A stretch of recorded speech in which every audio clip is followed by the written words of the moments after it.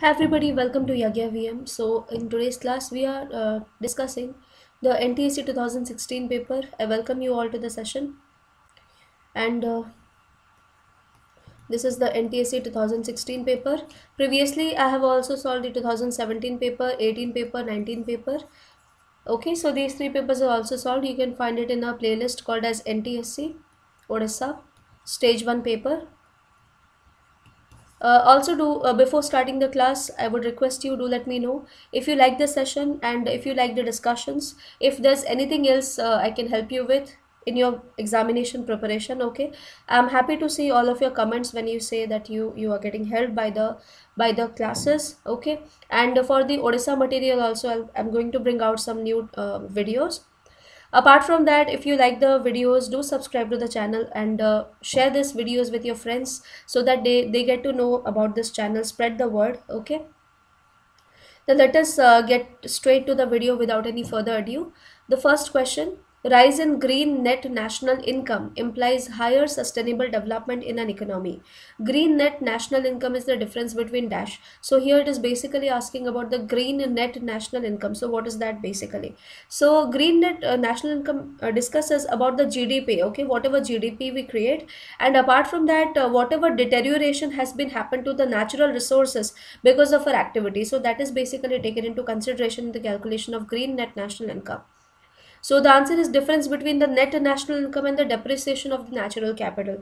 Whatever natural capital is destroyed, so what is the cost per se of that matter? So that is just subtracted. Okay, so that is actually our GDP, because ultimately we have to again restore our natural resources. Without that, we won't be able to sustain ourselves. So again, to restore it, we will have to put up some money. So that is directly given in this calculation, the difference between the net national income and the depreciation in the natural capital. So let us move to the next question. This is the match the following, friends. So option A: disparity in income in the developing countries, in the developing economy, their economic development benefits the poor. Shifting of labor from agricultural to non-agricultural sector and increase in the capabilities of the people.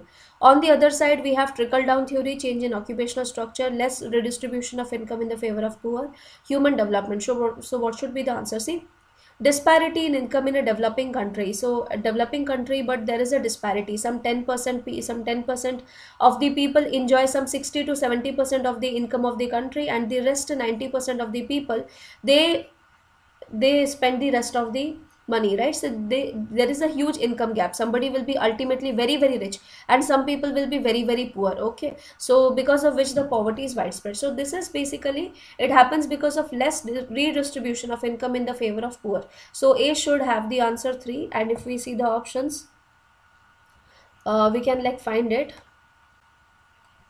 here. Okay, A3.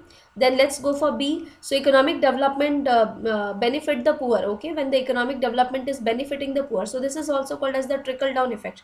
Okay, what is a trickle down effect? For example, we have a sequence of rocks here. Okay, we have a sequence of rocks here, but we are throwing water, we are putting water from the top, right? So these are the rocks which actually get to touch the water, but then the rock infiltrates from inside it, right? And then it trickles down to the bottom layers also, right? So we directly did not water the bottom layers, but they also got the water because of the trickle down effect. This is called as the trickle down effect. So if the economic development is benefiting the poor, it is called as the trickle down theory. Shifting of labor from the agricultural to the non-agricultural sector. Okay, so the labor are leaving the agriculture and going to industrial things. So that is called as a change in the occupational structure. So C should have the answer 2. Increase in the capabilities of the people. So this is definitely the human development. Okay, and this is the answer A3, B1, C4 and C2 and D4. Now let's move to the next question. If the life expectancy of a country is 0.53, so here the question is about the life expectancy is given here. The education attainment index is given here, and the per capita real GDP is given here, and we have to calculate the HDI. So if you know key, what is this HDI? So every year the United Nations Development Program, this is a specialized organization of the United Nations, and it publishes the Human Development Report of 2020. India's rank is 129 in this Human Development Report, and our rank, our Score is somewhat 0.647. Okay, understanding zero, our score is somewhat 0.68 as of now. Okay, previously it was 0.647 if we talk some 3 to 4 years before. Now it has said to calculate all these three things: 0.53, 0.67, 0.42. So if you know the HDI, it depends upon three parameters. So one is the health, then the literacy, and then the decent standard of living. And when we talk about decent standard of living, it is basically measured in the GDP, relating to purchasing power parity. Okay, purchasing power parity, GDP. So these three things are actually given, the score of these three. And what is the HDI, that is asked. So normal thing is that we have to take an average of all these things. So how will we calculate? 0.53 plus 0.67 plus 0.42 divided by 3, and we will get the answer 0.68. So option D is correct here. So now let's go to the next question. So basically, as we can see in this paper, a lot of questions have been asked from numericals. Okay, so they have taken the strategy just as the NTSC stage 2. In NTSC stage 2, you can see from the economy section, the questions will be asked on the numerical perspective. Okay, small question, but they will be asked on the numerical perspective. Okay, like that. See the second question: if the cash reserve ratio, CRR, okay, if the cash reserve ratio is equals to 20% and the currency reserves in the banking, okay, whatever the reserve, okay, whatever the money is with the bank is 50 million rupees, okay, 50 million rupees is the currency reserve.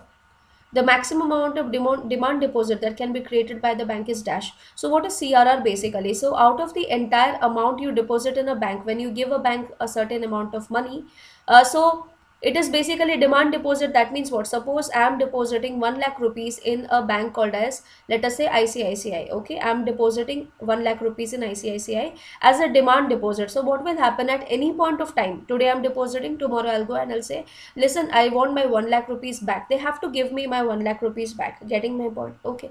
So when a lakhs of customers are there in the bank, obviously they would have some millions of rupees, right or not? Crores and crores of rupees might be there. Now what would they do with this amount of money? Do they actually keep it over there, or do they invest it somewhere else? So basically they do the investing part. Okay, however, a certain amount has to be fixed. Okay, a certain amount of amount is already fixed in there. For example, if the customers come at any point of time to give them the money, there is certain amount of money that is also kept as a reserve. Okay, that is nothing but the cash reserve ratio. Okay, CRR, that is nothing but the CRR, cash reserve ratio. So cash reserve ratio is said to be 20%. And what is this cash reserve ratio? In terms of money, it is 50 million. So what is the total amount? That is what is being asked here. So directly 20% is this much. So what will be 100% into 5? So that will be the 250 million rupees. I hope this numerical is clear to everybody. The correct answer is option B, 250 million rupees. Now let's move to the next question. The Government of India supplies food grains and other essential commodities to the BPL household through fair price shops. Name of the program is dash. Okay. So what is the name of this program? ICDS, MDM, PDS, Antyodaya. So I'll just give the full form of all these things also, so as to have a clear picture of and understanding. ICDS is Integrated Child Development. Okay. So this is for the children, right? Then MDM is the midday meal scheme. Okay, but then the Government of India supplies food grains and other essential commodities to BPL household through the FPS, that is done through the PDS. PDS abbreviated form is the Public Distribution System.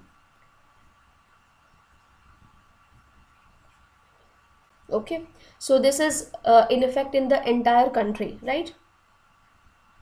Now let's move on to the next question. It is asking free trade in goods among nation is called as dash. Okay, so when there is a free trade in goods among the nation, for example, India and there's Bangladesh. Okay, so between these two countries, if there is a free trade between them, so what is it actually called as? Free trade means there is no tax. Okay, there is very less tax or no tax at all. Okay, when we take things from India, from Bangladesh to India, we are not imposing tax on them. When Bangladesh is also importing things from India and giving to its customers, it is also not giving the tax. It is also not imposing the tax. Okay, so this kind of thing is called as the free trade. So what will this be called as? Privatization, liberalization, globalization, exclusion. So it is called as liberalization. Okay, Privatization means when we keep all the things in the private enterprises. For example, there is nothing called as the government. You must have heard about some companies called as the Reliance company, the Tata company. These are the private companies. Okay, so privatization means all the things in a country should be under the individual control. Okay, individual, a group of individuals control. That there should not be the government interference in them. That is called as privatization. Liberalization is the relaxation of the trade restriction. Okay, relaxation of the trade regulations or restriction, just like we saw here. When we are importing things from Bangladesh, we are not importing a duty on them, so that the trade can be done nicely. Globalization means just access should be there. Okay, India's thing can go to China, they can go to Japan, Germany, or any other country. Similarly, the other things can also come to India. Not only in goods, it is also applicable into the services. Then exclusion means to exclude somebody from something. Okay, so the correct answer is liberalization. I hope this is very, very clear to you.